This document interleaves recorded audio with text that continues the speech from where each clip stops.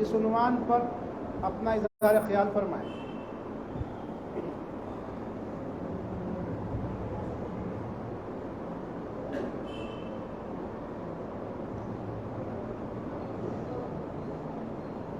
اعوذ باللہ من الشیطان الرجیم بسم اللہ الرحمن الرحیم شہر رمضان الذی انزل فیہ القرآن هدى للناس وبینات من الہدى والفرقان فمن شہد منکم الشہر فلیصمہ ومن كان مريضا أو على سفر فعدة من أيام أخر يريد الله بكم اليسر ولا يريد بكم العسر ولتكملوا العدة ولتكبروا الله على ما هداكم ولعلكم تشكرون صدق الله العلي العظيم رب اشرح لي صدري ويسر لي أمري واحلل عقدۃ من لسانی یفقہوا قولی ربی یسر ولا تعسر وتمم بالخیر۔ حاضرین اکرام، حضور نبی کریم صلی اللہ علیہ وسلم کی سنت مبارکہ پر عمل کرتے ہوئے ہم رمضان کے آنے سے پہلے، رمضان کی آمد سے پہلے رمضان جیسے مہینے کا استقبال کرنے اور اس مہینے کی بابرکت گھڑیوں سے پورا فائدہ اٹھانے کی پیشگی تیاری کرنے کے مقصد سے یہاں جمع ہے۔ یہ عمل عین سنت ہے رسول اکرم صلی اللہ علیہ وسلم۔ ہم نے اس کو اصطلاحی نام استقبال رمضان کا دیا ہے، لیکن جو عمل ہے یہ اللہ کے رسول صلی اللہ علیہ وسلم کی سنت ہے۔ حضرت ثعبان رضی اللہ تعالیٰ عنہ کی وہ مشہور روایت، وہ اس پر دلیل فراہم کرتی کہ یہ کیا جانا چاہیے، اور ایسا اللہ کے رسول نے کیا ہے کہ رمضان کے آنے سے پہلے رمضان کے استقبال اور رمضان کے لیے پریپریشن، تیاری، اس مقصد سے جو ہے ہم تذکیر اور یاد دہانی کا موقع پیدا کریں اور اس کو جو ہے کریں۔ اس روایت میں یہ بات آتی ہے کہ خطبنا رسول اللہ صلی اللہ علیہ وسلم فی نصف من شعبان، کہ رسول اکرم صلی اللہ علیہ وسلم نے نصف شعبان میں ہم سے خطاب کیا۔ اس سے بات ثابت ہوتی ہے کہ شعبان سے رمضان کی تیاری اللہ کے رسول صلی اللہ علیہ وسلم کا معمول تھا، اسی لیے اس میں حدیث میں اس کی صراحت۔ اور بھی جو ہے روایات ملتی ہے جس میں یہ بات بتائی گئی ہے کہ اللہ کے رسول صلی اللہ علیہ وسلم رمضان کے آنے سے پہلے رمضان کے لیے تیاری کرتے تھے۔ شد المیزر کے الفاظ حدیث میں ملتے ہیں، شد المیزر، میزر ازار سے بنا۔ اصطلاحی معنی اس کے ہوتے ہیں کہ کمر کسنا، بیلٹ ٹائی کرنا۔ جو فوجی جو اپنے آپ کو جنگی مہم کے لیے تیار کرتا ہے، اس کی جو پریپریشن کرتا ہے وہ ہے شد المیزر۔ تو رسول اکرم صلی اللہ علیہ وسلم جب رمضان کی آمد ہوتی تھی تو آپ کے معمول یہ بتایا گیا کہ آپ کمر کس لیتے تھے۔ آپ صلی اللہ علیہ وسلم کے معمولات میں یہ معمول بتایا جاتا ہے کہ ایقظ اہلہ، کہ نہ صرف یہ کہ آپ، بلکہ آپ اپنے متعلقین کو بھی جو ہے بہت رات دیر گئے تو اٹھا دیتے اور کہتے تھے کہ کھڑے ہو جاؤ اللہ کی بارگاہ میں، رمضان کے لیے تیاری۔ تو اس سے یہ بات معلوم ہوتی ہے کہ رمضان کے استقبال اور رمضان کے لیے تیاری کرنا یہ بڑا اہم ہے۔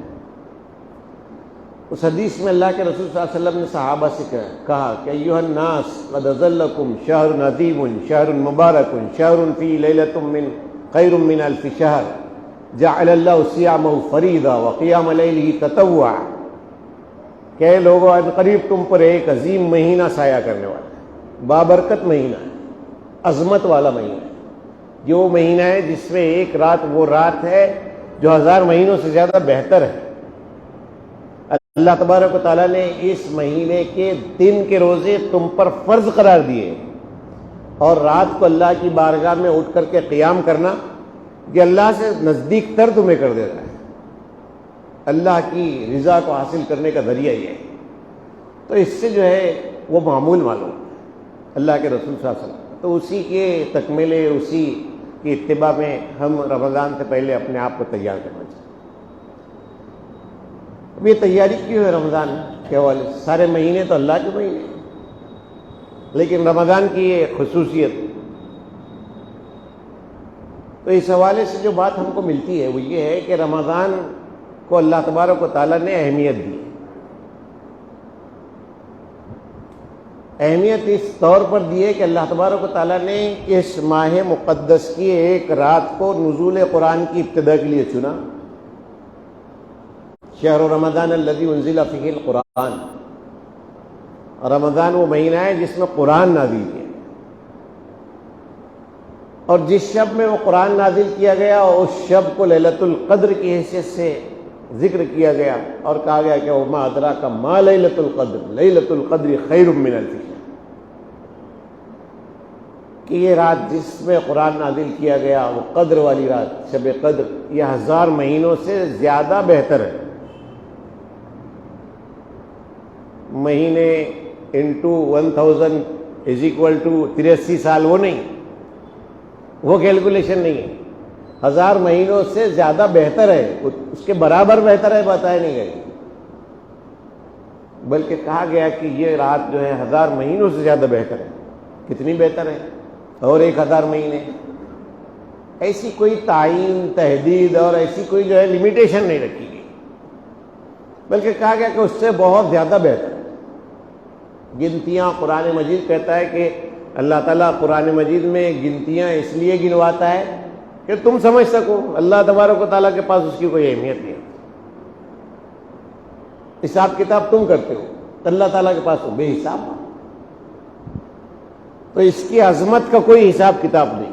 جن ساعتوں میں، جن گھڑیوں میں، جس ماہ مقدس میں قرآن نازل کیا گیا، تو رمضان کو رمضان قرآن نے بنایا، رمضان کی اس شب کو لیلۃ القدر قرآن نے بنایا، اس وجہ سے اس کی اہمیت۔ اور رمضان میں قرآن کے نزول نے، اس سے پہلے تک آپ صلی اللہ علیہ وسلم کا تعارف سماج میں محمد ابن عبداللہ کا، محمد ابن عبداللہ کا تھا۔ نزول قرآن نے محمد ابن عبداللہ کو محمد رسول اللہ بنایا۔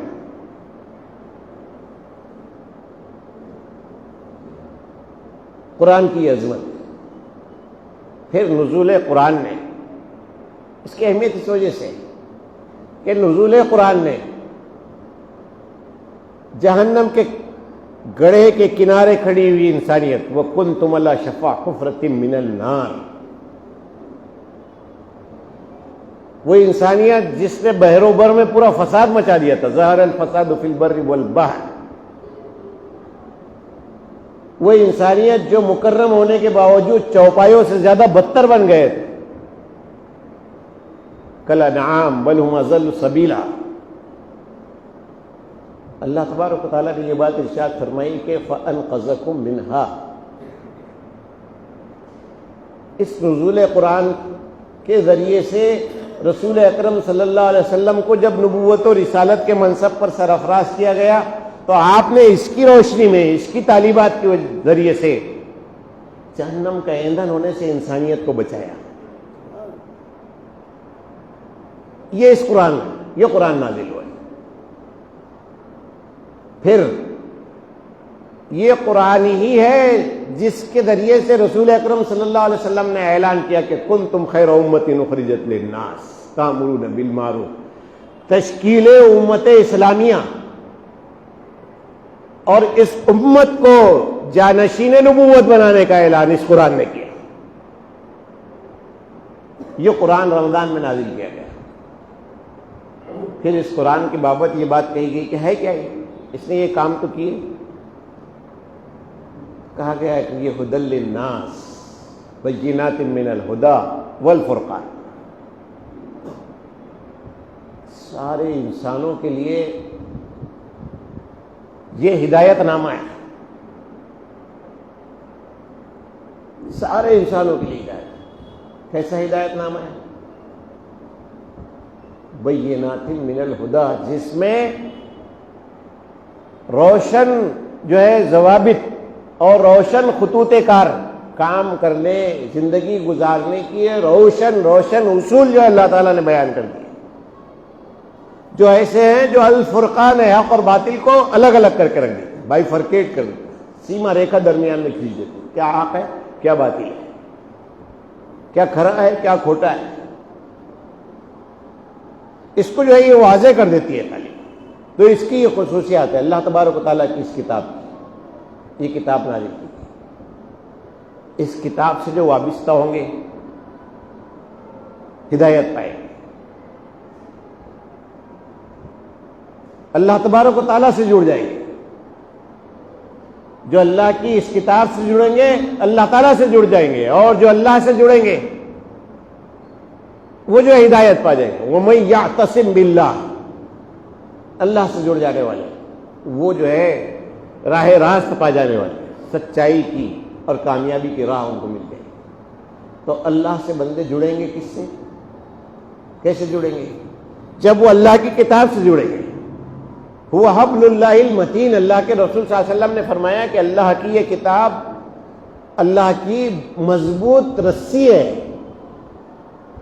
جس کا ایک سرا اگر بندے تھامتے ہیں تو اس کا دوسرا سرا اللہ تبارک و تعالیٰ کے ہاتھ میں ہے۔ اس کتاب سے جڑیں گے تو اللہ سے جڑ جائیں گے، اللہ تبارک و تعالیٰ سے جڑ جائیں گے۔ اس کتاب سے جڑیں گے تو راہ راست پا جائیں گے، اس کتاب سے جڑیں گے تو زندگی گزارنے کی بہت واضح اصول اور ضابطے انسانوں کو میسر آ جائیں گے۔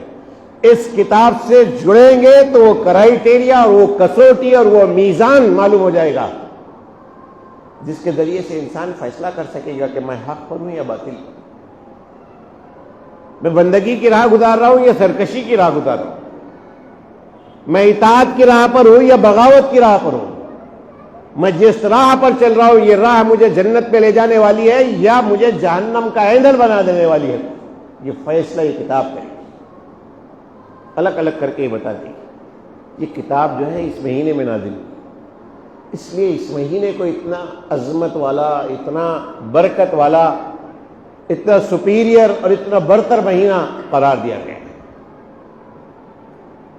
اور اس کے حوالے سے بڑی تاکید کی۔ قرآن مجید جو اللہ تبارک و تعالیٰ نے ہمیں عطا کیا رمضان کے مہینے میں، اللہ تعالیٰ نے ساری چیزوں کو جو تقدس حاصل ہے اس کو قرآن سے جوڑ دیا، قرآن سے جوڑ دیا ہے۔ ہم اپنے حوالے سے اگر دیکھیں تو یہی قرآن ہے نا جس نے جو ہے آ کر کے یہ اعلان کیا کہ اب سارے انسانوں کے درمیان سے یہ حاملے نے قرآن کو منتخب کر لیا گیا ہے، ان کو اب جو ہے ٹائٹل دے دیا گیا ہے کہ یہ خیر امت ہے، بہترین انسانی گروہ ہے جو منتخب ہے اللہ تعالیٰ کی۔ ان کو ٹائٹل دے دیا گیا کہ یہ امت وسط ہے، خدا کے اور بندوں کے درمیان واسطے کی کڑی ہے۔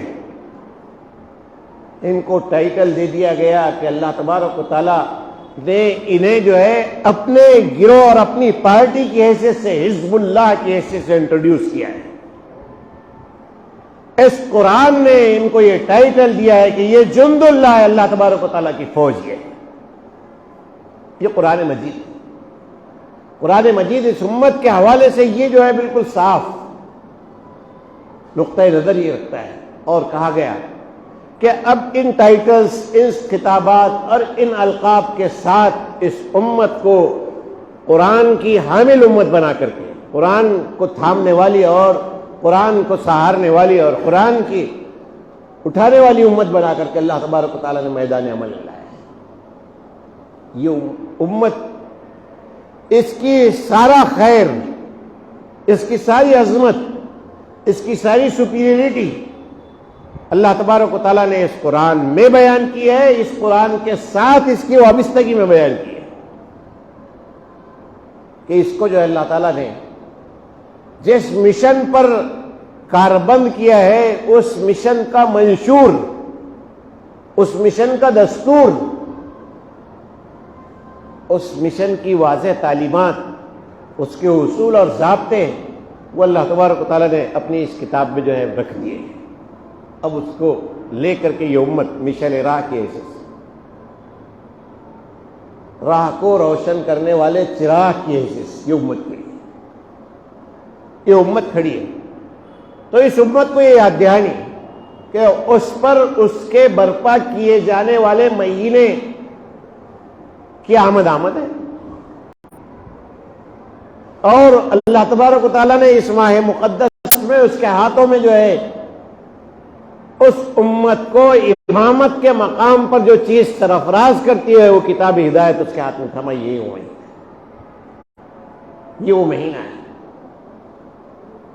اس مہینے کے حوالے سے یہ بات اللہ تبارک و تعالیٰ نے کہی کہ فَمَنْ شَهِدَ مِنْكُمُ الشَّهْرَ فَلْيَصُمْ، کہ تم میں سے جو اس ماہ مقدس کو پائے اسے چاہیے کہ وہ اس میں روزے رکھے، سیام کا اہتمام کرے، صوم فَلْيَصُمْهُ۔ اسلامی تعلیمات دیکھیں کہ روزے کو جو ہے نزول قرآن کے مہینے کی سب سے اہم تر عبادت بنایا گیا، اس کے پیچھے حکمت کیا ہے؟ اس کے پیچھے حکمت کیا ہے؟ اللہ تعالیٰ کو کیا ایک روزے دار کی بھوک اور پیاس صرف مطلوب ہے؟ صرف بھوک اور پیاس، اور اس کے علاوہ کچھ نہیں چاہیے؟ تو اللہ کے رسول نے باخبر کیا کہ نہیں، ایسا نہیں ہے۔ اس سے جو مطلوب ہے اگر وہ حاصل نہ ہو تو فَلَيْسَ لِلَّهِ حَاجَةٌ إِلَّا أَن يَدَعَ طَعَامَهُ وَشَرَابَهُ، کہ روزے کی جو غایت، جو مقصد، اور روزے کے ذریعے سے جو ڈراسٹک چینج ایک انسان کے اندر آنا چاہیے، جو تبدیلی روزہ پیدا کر دینا چاہتا ہے، وہ نہ آئے تو پھر خدا کو کوئی حاجت نہیں ہے کہ بندہ اپنا کھانا اور پینا چھوڑے، کوئی حاجت نہیں۔ معلوم یہ ہوا کہ بھوک اور پیاس مطلوب نہیں ہے، مطلوب جو ہے وہ کچھ اور ہے۔ اس روزے کو جو ہے اس نزول قرآن کے مہینے میں فرض قرار دیا گیا، اور یہ بات کہی گئی ہے کہ بلا عذر اس فریضے کو اگر کوئی ترک کرتا ہے رمضان کے ایک دن کے روزے، ساری عمر روزہ رکھتا رہے تو اس کی تلافی نہیں ہوگی، ساری عمر روزہ رکھے بلا عذر، یہاں ایک روزہ چھوڑ دے اور ساری عمر رکھے تو تلافی نہیں ہوگی۔ تو اتنی اہمیت، یہ جو بات اس کے حوالے سے کہی گئی کہ یہ جنہ ہے، یہ الصوم جنۃ، کہ یہ تمہارے اور جہنم کی تیز آگ کے درمیان ڈھال بن جائے گا۔ کیوں؟ اس پر غور کرنا چاہیے۔ ثوابہ الجنہ، الصوم جنۃ وثوابہ الجنہ، اس کا حاصل یہ ہوگا کہ یہ ڈھال بنے گا اور آپ کو جو ہے اس سے بچا کر کے ادھر لے جائے گا، جہنم سے بچا کر جنت کی طرف لے جائے گا۔ اس پر ہم غور کریں کہ قرآن کا نزول، قرآن کا ہدایت نامہ ہونا، قرآن کا جو ہے حق و باطل میں فرق کرنے والی کسوٹی ہونا، اور پھر یہ کہا جانا کہ جو ہے آپ میں سے جو اس مہینے کو پائے اس میں وہ روزے رکھیں۔ یہاں بھی اور ایک نقطہ دیکھیے، قرآن نے یہ بھی کہا کہ فَمَنْ شَهِدَ مِنْكُمُ الشَّهْرَ، یعنی ہر مرتبہ ہر ایک کا اس مہینے کو پا لینا یہ اس کے ہاتھ میں بھی نہیں ہے، اللہ تعالیٰ چاہے گا تو ہوگا۔ بہت سے لوگ پچھلے رمضان میں ہمارے ساتھ رہتے، یہ رمضان میں نہیں، چاند رات کو چلے جاتے ہیں۔ تو روزہ کہ اس مہینے کو پانا یہ ہماری دسترس میں نہیں ہے، اللہ تعالیٰ جن کا انتخاب کرے گا، جن کے حق میں اللہ فیصلہ کرے گا کہ ان کو رمضان کی یہ بابرکت ساعتوں سے مالا مال کرے، ان کے حق میں اللہ تبارک و تعالیٰ فیصلہ کرے گا تو ان کو ملیں گے۔ اور جب ان کے حق میں اللہ تعالیٰ فیصلہ کرے گا کہ ان کو یہ ملے تو ملنے پر اللہ تبارک و تعالیٰ کے اس فیصلے کی لاج رکھنا اس میں ہے کہ وہ رمضان میں روزوں کا اہتمام کرے، رمضان میں روزوں کا اہتمام کرے. اور روزوں کا اہتمام وہ جس مقصد سے کروایا جاتا ہے وہ بڑا ہے، تو وہ ہوتا ہے وہ مقصد. کچھ مقاصد جو روزے کے ذیلی مقاصد ہے وہ میں اس کے اوپر جو ہے شاید اس وقت گفتگو نہیں کروں گا، لیکن روزے کا اعلیٰ ترین مقصد یہ ہے کہ بندے کے اندر اللہ تبارک و تعالیٰ اس کے ذریعے سے اللہ تبارک و تعالیٰ بندے کی اندر انقلاب پیدا کرنا چاہتا ہے، اس کے اندر مکمل تبدیلی. روزے کی اس مشقت کے ذریعے سے بندے کے اندر اپنے داعیات، اپنے جذبات، اپنے احساسات، اپنے افکار، اپنے خیالات، اپنی خواہشات، اس پر جو ہے وہ خدائی واچ اور وہ خدائی گائیڈ لائنز جو ان کو کنٹرول کرنے کے حوالے سے، جو ان کو ایک رخ دینے کے حوالے سے اللہ تبارک و تعالیٰ نے دی ہے. روزہ اس کی تربیت اور اس کی جو ہے ٹریننگ ایک بندے کو دیتا ہے کہ بندہ بندگی کی اعلیٰ معراج پر پہنچے، بندے کے اندر خدا کی اطاعت شیاری فرما برداری، بندے کے اندر خدا کے احکام کے سامنے جھک جانے کی کیفیت، بندے کے اندر خدا کے حدود کی پاسداری کی کیفیت، یہ روزے کے ذریعے سے جو ہے پروان چڑھے. بندے کے اندر خدا تبارک و تعالیٰ نے جو حکم دے دیا ہے اس حکم کی برتری، اس کی سپریمیسی اور اس کے لیے اپنا سب کچھ لگا دینا، یہ کیفیت بندے کے اندر پیدا ہو، یہ روزہ چاہتا ہے. اور اللہ تعالیٰ یہ کیفیت بندے کے اندر پیدا اس لیے کرنا چاہتے ہیں کہ اللہ تبارک و تعالیٰ نے ایک نظام کے دستور کو دے کر کے اس امت کو کھڑا کیا ہے. کوئی نظام آرزوؤں، تمناؤں اور خواہشوں سے غالب نہیں ہوتا ہے، اس کے پیچھے ایک سکشم امت اور انسانی گروہ لگتا ہے، ایک کیپیبل امت اس کے لیے لگتی ہے، کیپیبل افراد لگتے ہیں. افراد کی کیپیبلٹیز کو پروان چڑھانے، ان کی صلاحیتوں کو پروان چڑھانے کے وہ اس نظام کو لے کر کے کھڑے ہو، اس کے داعی بنے، اس کے معلم بنے، اس کے مبلغ بنے، اس کے سپاہی بنے، اس نظام کی کے لیے جد و جہد کرنے والے بنے، اور اس نظام کو جو ہے اس روئے زمین کا غالب نظام بنائے. جیسا اپنی شخصیت پر اس نظام کو انہوں نے غالب کیا ہے اپنے وجود پر، اور اللہ کے بندے بن گئے. ایسا پورے سماج کو خدا کا بندہ بنانا ہے، اس کے لیے امت تشکیل دی گئی، اس کے لیے یہ امت تشکیل دی گئی ہے. اور اس کے لیے اس پوری امت کو، امت کے ایک ایک فرد کو اس اعتبار سے کیپیبل، سکشم اور اسٹرینگتھن کرنے کے لیے روزے کی اس عبادت کو اللہ تبارک و تعالیٰ نے فرض کیا ہے.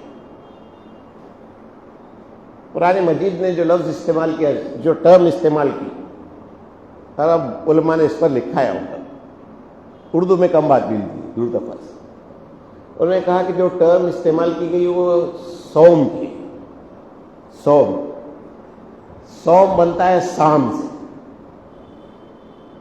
سام اہل عرب اس گھوڑے کو کہتے تھے جس کو جنگوں کی مشقت کے لیے بھوکا پیاسا رکھ کر کے جو ہے تیار کرتے تھے. بھوکا رکھتے تھے، پیاسا رکھتے تھے، اور دیگر تقاضوں سے اس کو دور رکھ دیتے.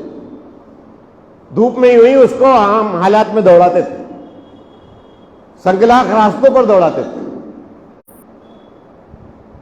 اور اس کو تیار کرتے تھے اور کہتے تھے ھذا فرس صائب، ھذا فرس صائب.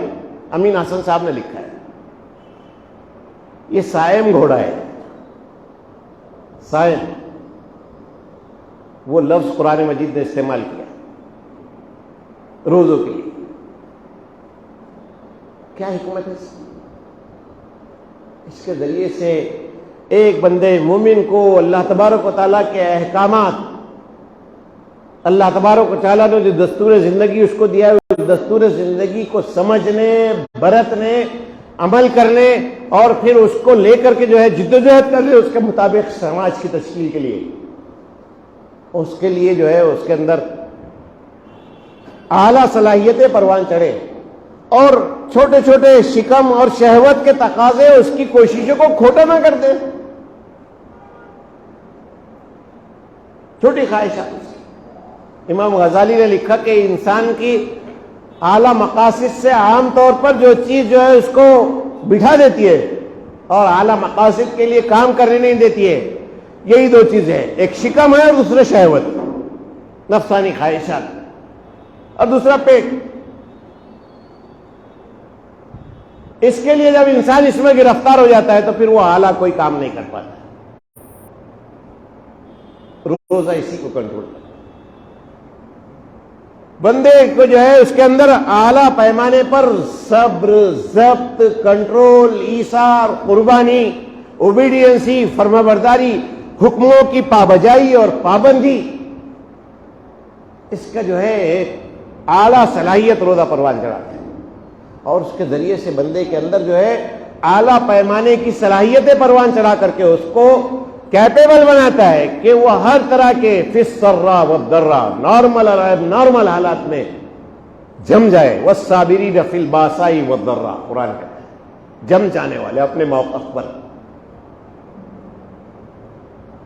ہر طرح کے نارمل اور اب نارمل حالات، ہر طرح کے فیوریبل اور انفیوریبل، سازگار اور ناسازگار حالات، اس میں اپنی آئیڈیالوجی پر جم جانا، اپنی آئیڈیالوجی کے ترجمان بن کر کے کھڑے ہونا، اس کے دائی بننا، اس کے لیے جدوجہد کرنے والے بننا، یہ اس سے مطلوب ہے، یہ اس سے مطلوب ہے۔ اور حکمت بھی دیکھیں اللہ تعالیٰ کی، یہاں قرآن کے حوالے سے یہ بات کہی گئی کہ یہ الفرقان ہے۔ دیکھیں آپ قرآن مجید کی ترتیب، اس نے بیان کی، اور خدا کی حکمت عملی دیکھیں، کہیں بھی کوئی بھی لفظ الٹ اپ استعمال ہو گیا، قرآن میں ایسا نہیں ہے۔ قرآن کو الفرقان قرار دیا ہے، آئیڈیالوجیکلی، نظریاتی طور پر، تعلیمات کے حوالے سے قرآن الفرقان ہے، جو بتاتا ہے کہ یہ حق ہے، یہ باطل ہے۔ اور یہ الفرقان کی الفرقانیت کو بنوانا کہ یہ حق اور باطل ہے، تو قرآن مجید نے جو ہے یوم بدر کو یوم فرقان کہا، یوم الفرقان، یوم بدر، مطلب یہ جو آئیڈیالوجی ہے اس کی پریکٹیکل صورت یہ ہوگی کہ تم کو میدان کارزار میں آ کر کے اللہ تبارک و تعالیٰ کی زمین پر حق کے غلبے کے لیے جدوجہد کرنی پڑے گی، اور اس جدوجہد کے لیے تمہیں اپنے آپ کو اپنی تمام چیزوں کے ساتھ لگانا پڑے گا، اپنے لگانا پڑے گا۔ پہلی آیت پہ تو جہاں سے سلسلہ کلام شروع ہو رہا ہے وہاں تو کہا گیا، قرآن مجید نے کہا کہ کتب علیکم الصیام کما کتب علی الذین من قبلکم لعلکم تتقون، تقوی کی بات ہم سنتے ہیں، اور جو ہے اس کا پورا اسپیکٹرم یہ پورا اس پر حاوی ہے، اس کا پورا دائرہ ہے، اس کو احاطہ کیے ہوئے۔ تقوی بہت وسیع معنی میں، وہ جو معنی جو میں بیان کر رہا ہوں وہ ساری چیزیں تقوی میں شامل ہیں۔ بندہ قول زور سے بچے، جھوٹی بات سے بچے، غیبت سے بچے، چغلی سے بچے، بدگمانی سے بچے، بدنگاہی سے بچے، بدخیالی سے بچے، برے وسوسوں سے بچے۔ بچنا تقوی کی اصل ہے۔ بندہ نظام باطل سے بچے، یہ تقوی ہے، تقوی کی معراج یہ ہے۔ بندہ انسانیت کو باطل نظاموں کی جو ہے اس کی غلامی سے بچانے کی جدوجہد کرے، نظام حق کی سربلندی کے لیے، لتکون کلمۃ اللہ ہی العلیٰ، اللہ کے کلمے کی سربلندی کے لیے بندہ جو ہے اپنے آپ کو لا کر کے کھڑا کرے۔ تقوی کی اعلیٰ معراج ہے، تقوی کی اعلیٰ معراج ہے۔ اعمال صالحہ کی لسٹ میں میدان عمل میں کھڑے ہو کر کے، میدان کارزار میں کھڑے ہو کر بھوک و پیاس کی مشقت برداشت کرنا، دشمن کی ریشہ دوانیوں اور اس کی سازشوں اور ષڈینتروں کا مقابلہ کرنا، اور حوصلے کے ساتھ کھڑے رہنا، اس کو کہا گیا کہ یہ نیک کام ہے۔ اور عمل صالح، عمل صالح اس کو کہا گیا۔ پروان چڑھتے ہیں بندے کے اندر جو ہے یہ کیفیت پروان چڑھتی ہے. قرآن مجید نے جہاں لے جا کر کے شاید ختم کیا آپ نے، یعنی وہاں تقوی کی بات کہی اور کنکلوڈ کہاں کیا قرآن مجید نے؟ قرآن مجید نے کہا ذالک لتکبروا اللہ علی ما ہداکم، ذالک لتکبروا اللہ علی ما ہداکم. اللہ تبارک و تعالیٰ نے ہدایت کی جو واضح تعلیمات اس کتاب ہدایت قرآن مجید میں رکھی ہے، اس کی بنیاد پر خدا کی کبریائی کو قائم کرنا، خدا کی کبریائی کا اعلان کرنا، خدا کی کبریائی کو منوانے کی جد و جہد کرنا، یہ اس پر ختم کیا نا قرآن مجید نے. لتکبروا اللہ علی ما ہداکم، ہم سمجھتے ہیں وہ بڑی حکمت ہے، ہم حکمتیں نہیں سمجھتے. تکبیرات عید جو ہے اللہ اکبر اللہ اکبر لا الہ الا اللہ واللہ اکبر، یہ جو تکبیرات ہم پڑھتے ہیں عید کے موقع پر، اور خرم مراد رحمۃ اللہ علیہ نے جب بات لکھی ہے کہ ہمارے دونوں بھی جو ہے جو اسلامی تہوار ہیں، یہ دونوں کا انتصاب جو ہے اللہ تبارک و تعالیٰ کے اسی نقطۂ نظر پیش کیا اللہ تبارک و تعالیٰ نے امت کے سلسلے میں اسی سے جڑے ہوئے. سورہ یونس میں بعد اللہ تبارک و تعالیٰ نے کہی کہ ہم نے تمہارے حق میں موعظہ، نصیحت اور شفاء لما فی الصدور اور ہدایت نامہ اس کو بنا کر نازل کیا ہے.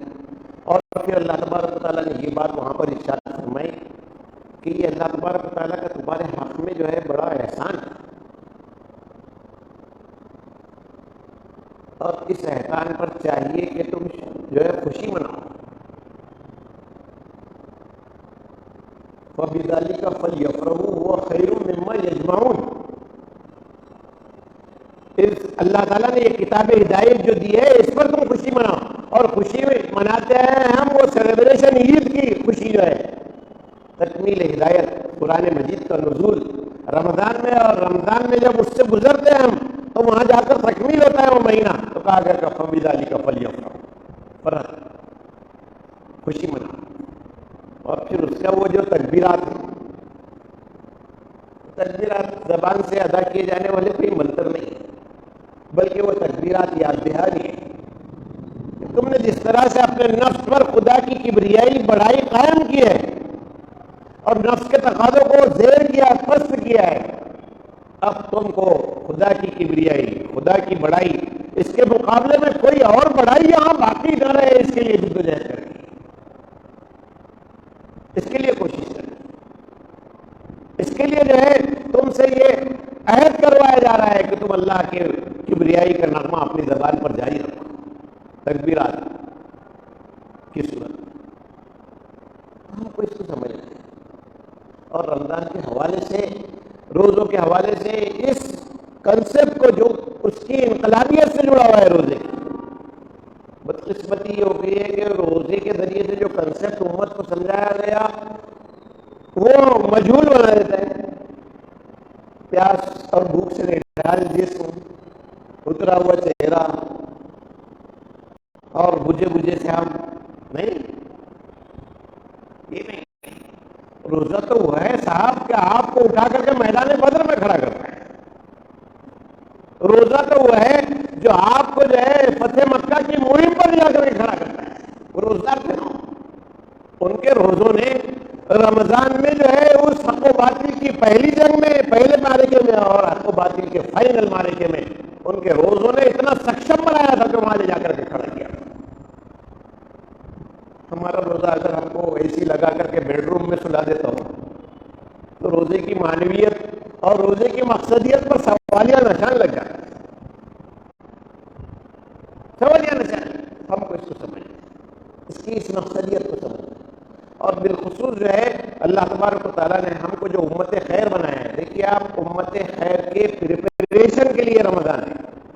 اپنے مقصد کو یاد کرنا، اس مقصد کے لیے اپنے آپ کو تیار کرنا ہر انڈیویجول پر، ہر ایک پر فرض کیا گیا نا، فرض عین ہے، فرض عین ہے. اور کسی وجہ سے ادا نہ ہو تو قضا لازم ہے، اس کی قضا لازم ہے.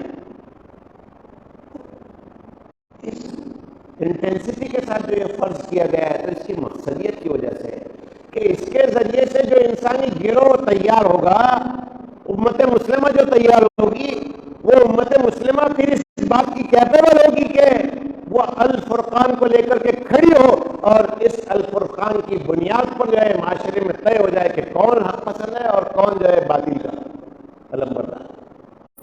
یہ مشن ہمارا ہے۔ اس مشن کے حوالے سے رمضان کا استقبال کرنا ہے۔ باطل آج بہت دندنا رہا ہے، باطل آج بہت دندنا رہا ہے۔ پورا شرک جو ہے، پورا شرک کا نظام، اس سے پورا جو ہے انسانی معاشرے کو اپنی گرفت میں لے رکھا ہے۔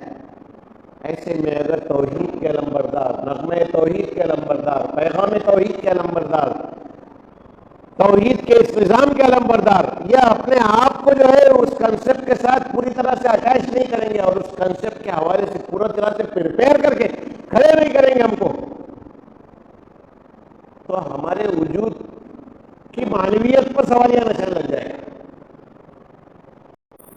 اور اللہ تبارک و تعالیٰ کی وہ وارننگ ہم کو یاد کرنی پڑے گی، جس میں یہ بات کہی گئی کہ یا ایھا الذین آمنوا ما لکم اذا قیل لکم انفروا فی سبیل اللہ اثاقلتم الی الارض فرضیتم بالحیاۃ الدنیا من الآخرہ فما متاع الحیاۃ الدنیا فی الآخرۃ الا قلیل الا تنفروا یعذبکم عذابا الیما ویستبدل قوما غیرکم ولا تضرہ شیئا۔ اے لوگ، اے ایمان والو، جب تم سے کہا جاتا ہے کہ اللہ کی راہ میں اٹھ کر کے کھڑے ہو جاؤ، تو تمہیں کیا ہو جاتا ہے کہ تم زمین سے سمٹ جاتے ہو؟ کیا تم نے آخرت کے مقابلے میں دنیا کی زندگی کو زیادہ عزیز جان رکھا ہے؟ تو سن لو، آخرت کے مقابلے میں دنیا کا سارا ساز و سامان بے وقت، فما متاع الحیات الدنیا فی الآخرۃ الا قلیل۔ اور یہ بھی سن لو کہ الا تنفروا یعذبکم عذابا الیما، اگر تم کھڑے نہ ہوئے تو تم کو دردناک عذاب کا شکار اللہ تعالیٰ بنا دے گا۔ وَيَسْتَبْدِلْ قَوْمًا غَيْرَكُمْ، اور اللہ تعالیٰ تم کو ہٹا دیں گے۔ جب ہم اپنی کیپیبلٹی اور اپنی ایلیجیبلٹی کو ثابت نہیں کر پائیں گے خدا کی میزان اور اس کے جو ہے معیار کے مطابق، تو اللہ تعالیٰ کو ہماری ضرورت نہیں۔ اللہ تعالیٰ نے صاف کہا ہے یستبدل قوما غیرکم، اللہ آپ کو ہٹائیں گے، دوسروں کو لائیں گے، ولا تضروا شیئا، اللہ کا آپ کچھ بگاڑ نہیں سکیں گے۔ اس مشن کے حامل اور اس مشن کے لیے سکشم، کیپیبل اور ایلیجیبل افراد اللہ تعالیٰ کھڑے کر دیں گے، وہ کریں گے۔ باطل غالب رہے اور حق مغلوب رہے، یہ اللہ کی سنت ہی نہیں، اللہ کی ایسی منشا ہی نہیں۔ اگر آپ نہیں کریں گے تو اللہ تعالیٰ بدلے گا، اور ہم کو جو ہے اس کو سمجھنا ہے۔ اس حوالے سے جو ہے رمضان کا استعمال، بدقسمتی سے آج رمضان کے بارے میں جو چیزیں سمجھی گئی، سمجھاتی گئی، اس میں جو ہے ہم نے رمضان کو زیادہ سے زیادہ جو ہے بہت مقدس سمجھا تو عبادات کا مہینہ سمجھا، اور پھر عبادات کے اس مہینے کو بڑی جو ہے ہم کہیں گے کہ ہرما نصیبی کے ساتھ بڑی ہماری محرومی ہے کہ ہم نے اس کو فوڈ فیسٹیول بنا۔ فوڈ فیسٹیول پورے اورنگ آباد میں ہر ہوٹل کے سامنے بڑے بڑے دیگ دفن ہو گئے، لگ گئے، جس میں کھچڑے اور ہری سر کیا کیا بننے والے، اور جو ہے وہ پورا کا پورا وہ سیلیبریشن کا وہ جو ہے پورا سما، اس کی پوری تیاری ہے، اس کی پوری تیاری ہے۔ تو ہماری کیفیت ہی ہو گئی ہے، اور اس کے نتیجے میں ہم اس کی پوری مقصدیت سے غافل ہو گئے عام طور پر۔ جن پر زیادہ کیفیت طاری ہوتی ہے وہ جو ہے اس مہینے کو جا کے وہاں منا لیتے ہیں، حرم میں عمرے کو چلے جاتے ہیں، یا اور کچھ اہتمامات کرتے ہیں۔ لیکن اس کے ذریعے سے اللہ تبارک و تعالیٰ، دیکھیں آپ اس میں ایک اور حکمت، رمضان میں اللہ کے رسول صلی اللہ علیہ وسلم ہر رمضان میں جتنا قرآن نازل ہوتا تھا حضرت جبریل کو سنایا کرتے پورا رمضان، روایت میں یہ بات ہے، جس پر قرآن نازل ہوا وہی سنائے، یہ کیا بات ہے؟ اس سے یہ بات تعلیم کی گئی ہے کہ رمضان میں قرآن مجید سے اٹیچمنٹ ہمارا بہت زیادہ بڑھ جانا چاہیے، جیسے اللہ کے رسول کا بڑھ گیا،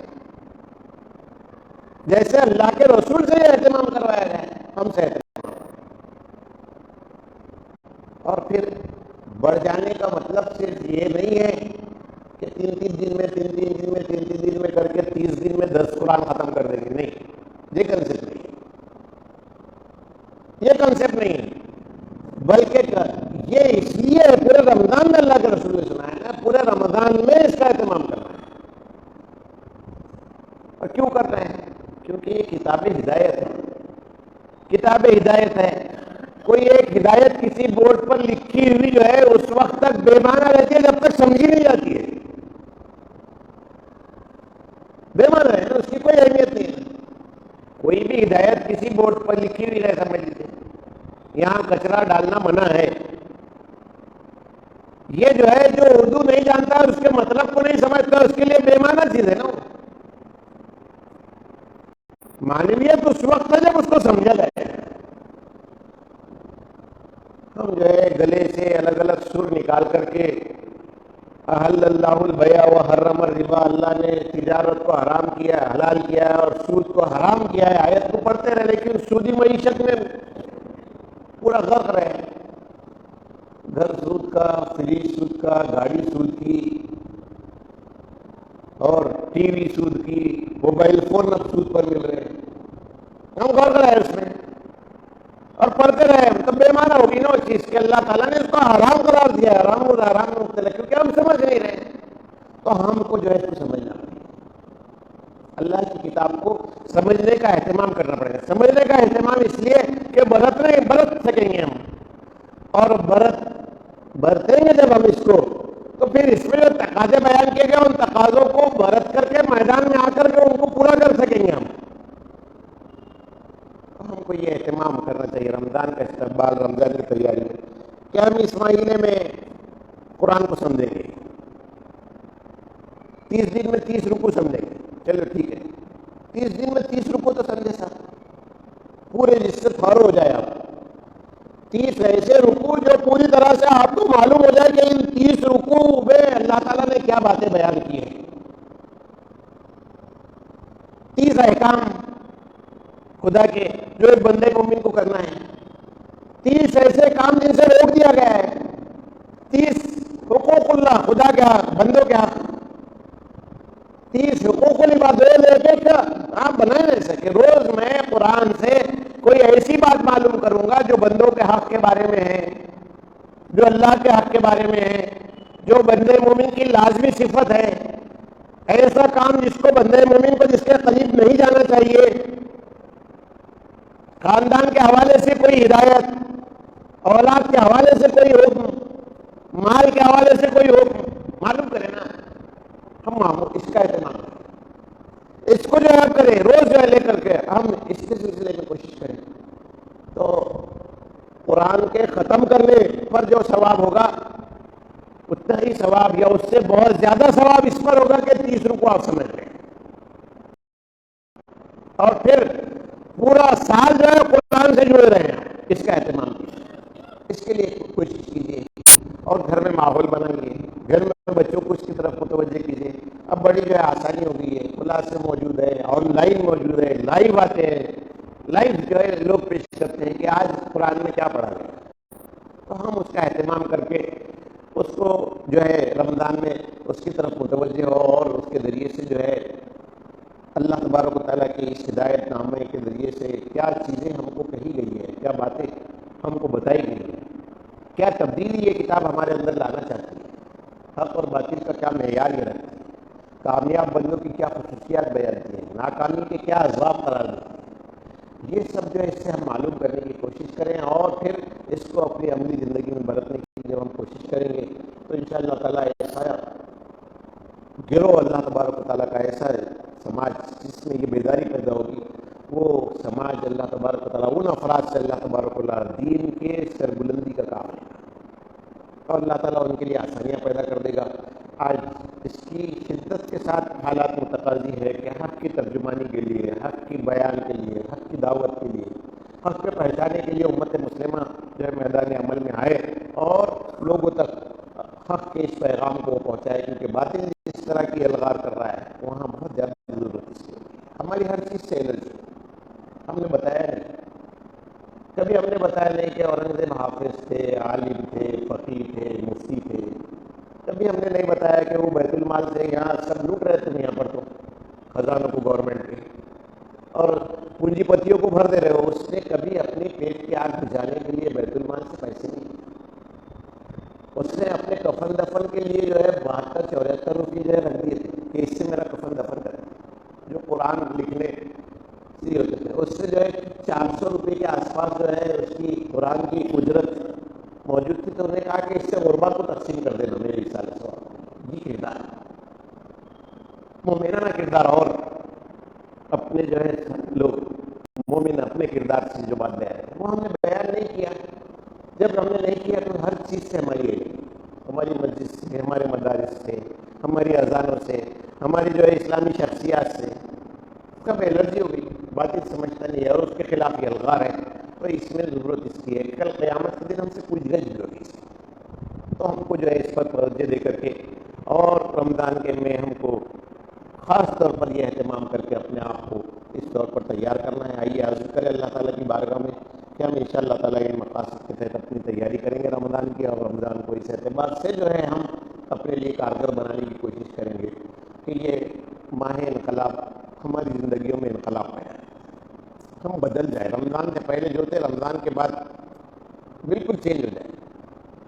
ایسا نہ ہو کہ چاند دیکھ کے چھوڑ دیے اور چاند دیکھ کے شروع پڑ گئے. ایسا نہیں ہو، بلکہ جو ہے ہماری زندگی میں رمضان تبدیلی لائے اور ہم بالکل چینج ہوئے فرد کی حیثیت سے اور چینج ہوا اور سماج اس حیثیت سے جو ہے ہم رمضان کے بعد رمضان میں پرفارم کریں، رمضان کے بعد کریں. اللہ تعالیٰ سے دعا کرتا ہوں کہ اللہ تبارک تعالیٰ ان باتوں پر مجھے آپ کو غور کرنے کی توفیق نصیب فرمائے. اللہ تبارک و تعالیٰ رمضان کی بابرکت ساعتوں سے بھرپور استفادے کی توفیق بخشے، اس کے مقاصد کو حاصل کرنے کی توفیق بخشے. واقعی دعوانا ہے. محترم حضرات، اگر آپ کچھ پوچھنا چاہتے ہیں مولانا سے تو اپنے پاس 20 منٹ ہے. اس سلسلے کو جاری رکھا جا سکتا ہے. جماعت اسلامی بیڑ کی جانب سے پورا مہینہ بہت سے اہم کام انجام دیے جانے والے ہیں. جس میں فرمایا گیا، مولانا نے اشارہ بھی کیا کہ 17 رمضان یہ یوم الفرقان، یوم بدر کے عنوان سے ہے، جو جامع مسجد میں اس کا اہتمام کیا جاتا ہے. انشاءاللہ ہمارے علماء میں سے جنہیں ہم مدعو کریں گے آپ ان کو جامع مسجد میں سن سکیں گے. اسی کے ساتھ 20 رمضان کو یوم فتح مکہ ہے، اس سلسلے میں بھی ہم آپ کو مدعو کریں گے. روزانہ قرآن کی تلاوت، اس کو سمجھنے کا اہتمام جماعت اسلامی کے دفتر پہ کیا جائے گا. جو حضرات وہاں شریک ہو سکتے ہیں ان سے درخواست ہے کہ وہ اپنا وقت فارغ کریں. جو لوگ گھر میں بیٹھ کے کر سکتے ہیں وہ گھر میں کریں. موبائل ہر ایک کے پاس ہے، ہر ایک کے موبائل میں کئی علماء کی تفسیر، قرآن کے سمجھنے کے مفہوم سب کچھ ہیں. میں آپ سے درخواست کرتا ہوں کہ کچھ چیزیں عملاً وہاں سے آپ پوچھنا چاہتے ہیں تو ضرور پوچھیے. اس کے بعد مولانا کی دعا ہوگی اور یہاں سے جماعت کے دفتر پر چلنا ہے. جو لوگ یہاں مدعو کیے گئے ہیں ان سے درخواست ہے کہ مولانا کے ساتھ ہم تعامی کا شرف حاصل کریں. آپ کھانے کا نظم کیا گیا ہے، ہمارے نوجوان، ہمارے ذمہ داران وہاں موجود ہیں. ہم سب یہاں سے وہاں چلیں اور مولانا کے ساتھ کھانا ہوگا اور اس کے بعد مولانا جو ہے اورنگ آباد کے لیے روانہ ہوں گے.